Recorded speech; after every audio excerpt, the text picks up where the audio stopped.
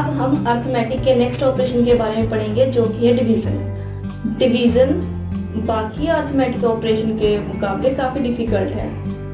बहुत से स्टूडेंट ऐसे हैं जो डिवीजन को रेगुलर प्रोसीजर से करते हैं, है ना। तो हम यहाँ पर सीखेंगे कि हम किस तरह से डिवीजन को सिंपल बना सकते हैं और किस तरह से स्मार्ट वे में आंसर्स को फाइंड आउट कर सकते हैं। तो यहाँ पे फर्स्ट एग्जांपल दे रखा है हमें कि 320 को डिवाइड करना है 6 से। अगर मैं इसे रेगुलर प्रोसीजर से करूँ तो हम लोग इसे 320 को डिवाइड करना है 6 से। ऐसे ही करते हैं। 6 5 30, 0 नीचे आ जाएगी। 6 3 18, 2 रिमाइंडर बच गया अगेन। फिर पॉइंट लगा देते हैं यहाँ पे, तो 0 यहाँ पर आ जाएगी। 6 3 18 अगेन, फिर 2 0, 2 रिमाइंडर बचेगा और 0। 6 3 18 एंड सो ऑन। ये प्रोसेस ऐसे ही चलता रहेगा। तो जो हमारे पास फाइनल आंसर आया है इसे डिवाइड करके, ये है 53.33। यहाँ हम कह देंगे 53.3 बार। आंसर्स ठीक आया हमारे पास, लेकिन जो मेथड है ना बड़ा लेंथी है, तो इसे टाइम टेकिंग प्रोसेस है, टाइम टेकिंग है, पेपर वर्क है, ये बहुत सारा। हम इसे इस तरह से नहीं करने वाले। तो हम क्यों ना इस क्वेश्चन को सिंपल बना ले, है ना, और इसे सिंपल वे से कर ले। हम इस डिवीजन को एक मेथड से और कर सकते हैं, जो कि कैंसिलेशन मेथड होता है। 2 3 6, 2 1 2, 2 6 12, 0। अब अगर हम इसे 3 से डिवाइड करें तो 3 5 15, 3 3 9, तो 1 बचा है। यहाँ पे 1/3 होता है 0.33। तो जो हमारे पास फाइनल आंसर है 53.33 है। लेकिन ये भी लेंथी प्रोसेस है, ठीक है ना। तो हम इसे सिंपल वे से करके देख लेते हैं। अभी तक हमने स्प्लिट एंड मर्ज की टेक्निक पढ़ी, जो कि हमने एडिशन में, सब्ट्रैक्शन में, मल्टीप्लिकेशन में यूज करी थी। बड़ी इंपॉर्टेंट टेक्निक है वो, वही हम डिवीजन में भी अप्लाई करेंगे। और स्प्लिट एंड मर्ज एक ऐसी टेक्निक है जो सभी के सभी अर्थमेटिक ऑपरेशन में यूज होती है। तो यहाँ पर जो हमारे पास क्वेश्चन दिया गया वो है 320 डिवाइड बाय 6। 320 divide by 6। तो अगर मैं 320 को स्प्लिट करूं तो ये 300 प्लस 20। हम यहाँ पर न्यूमरेटर को 2 पार्ट में डिवाइड करेंगे और ये ध्यान रखेंगे कि जो एक नंबर होगा वो 6 का मल्टीपल हो, ठीक है।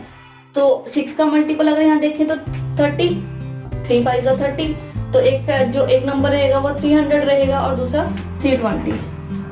तो अगर मैं इसे ब्रेक करूँ तो ये 300 प्लस 20, ठीक है।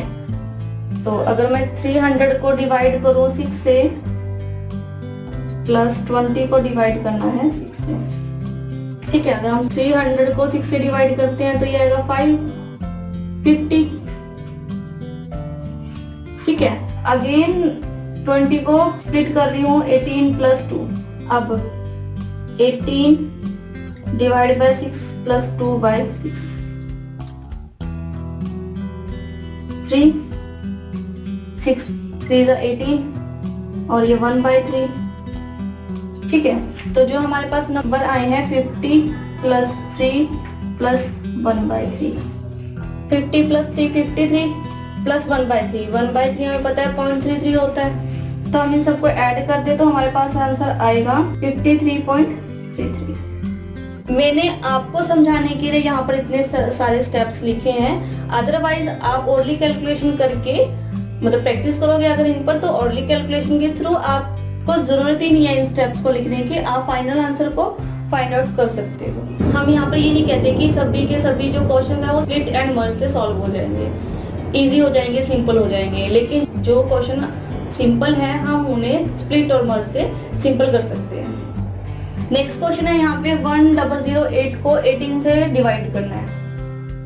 1008 अगर मैं इसे स्प्लिट करूं तो 900 प्लस 108, 900 प्लस 108, 918 का मल्टीपल है। 900 को 18 से डिवाइड करें तो हमारे पास आएगा 50 प्लस 108 को 18 से डिवाइड करते हैं तो 18 6 108 6। तो हमारे पास फाइनल आंसर आया यहाँ पे 56।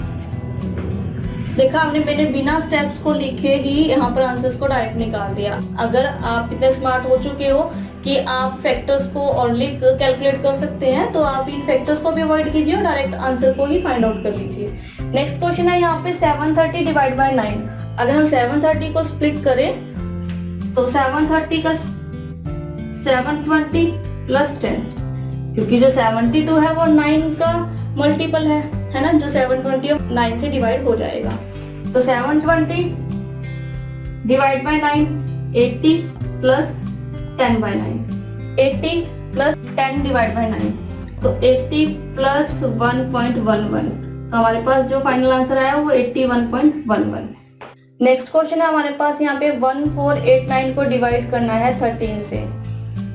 तो अगर मैं 1489 को स्प्लिट करूँ तो 1489 को स्प्लिट किया मैंने 1300 minus 189, 1300 divide by 13 100 plus 189 divide by 13। तो हमारे पास 100 प्लस 189 डिवाइड बाय 13। मैं 189 को अगेन स्प्लिट कर रही हूँ। 189 को किया मैंने 182 प्लस 7 डिवाइड बाय 13। तो 182 डिवाइड बाय 13 14 होता है। तो 100 प्लस 14 प्लस 7 बाय 13, 7 बाय 13। अगर आप फ्रैक्शंस को बहुत अच्छे से फाइंड आउट कर लेते हो तो फ्रैक्शन में 7 बाय 13 होता है 0.5384, तो प्लस 0.5384। अगर आप इन सबको मर्ज करें तो 114.5384। तो अगर आप इन टेक्निक्स पर अच्छे से वर्क करेंगे, अच्छे से प्रैक्टिस करेंगे, तो आप ये कुछ सेकंड्स में आंसर्स को फाइंड आउट कर सकते हैं। हाँ, लेकिन ये प्रोसेस बहुत ज़्यादा टाइम टेकिंग प्रोसेस रहता है, लेकिन अगर आप इन पे प्रैक्टिस करते हैं तो आपके जो क्वेश्चंस रहते हैं ना बड़े सिंपल हो जाते हैं। अपने क्वेश्चंस को सिंपल बना लोगे तो वो कम टाइम लेंगे, लेकिन जो टाइम यहाँ पर लगने वाला उनसे कम टाइम लगने वाला अगर आप इन पे अच्छे से प्रैक्टिस कर लेते हैं।